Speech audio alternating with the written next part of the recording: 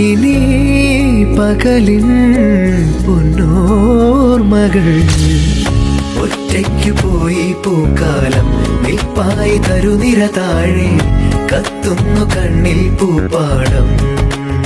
Hello guys, നിങ്ങളിപ്പോ കണ്ടോണ്ടിരിക്കുന്ന ഈ മനോഹരമായ വിഷ്വൽസ് വേറെ എവിടെയല്ല, നമ്മുടെ സ്വന്തം കോഴിക്കോടിലെ ചാലിയം ബീച്ചാണ്. നമ്മുടെ ബഹുമാനപ്പെട്ട ടൂറിസം വകുപ്പ് മന്ത്രി PA മുഹമ്മദ് റിയാസിന്റെ നേതൃത്വത്തിൽ ഒരു അടിമുടി ചേഞ്ച് തന്നെയാണ് നമ്മുടെ ചാലിയം ബീച്ചിന് വന്നിട്ടുള്ളത്. കോഴിക്കോടിന്റെ ഒരു പ്രധാന ടൂറിസ്റ്റ് കേന്ദ്രമായി മാറിയിരിക്കുകയാണ് അങ്ങനെ നമ്മുടെ ചാലിയം ബീച്ച്.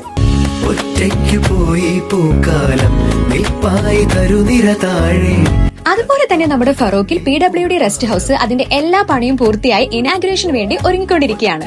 കൂടാതെ നമ്മുടെ ചാലിയാർ പുഴയുടെ കുറുകെയുള്ള സിപ്പ് ലൈനും അതുപോലെ നമ്മുടെ ഫറോക്ക് പഴയ പാലം ലൈറ്റ് ഒക്കെ വെച്ച് നല്ല അടിപൊളിയാക്കിയതുപോലെ നമ്മുടെ പുതിയ പാലവും ഇപ്പോൾ കളർഫുൾ ആയി മാറിക്കൊണ്ടിരിക്കുകയാണ്. അങ്ങനെ മൊത്തത്തിൽ നമ്മുടെ ഫറോക്കിന്റെ മുഖച്ഛായ തന്നെ മാറ്റിമറിക്കുന്നതിൽ നമ്മുടെ ബഹുമാനപ്പെട്ട ടൂറിസം വകുപ്പ് മന്ത്രി വലിയൊരു പങ്കാണ് വഹിച്ചിട്ടുള്ളത്.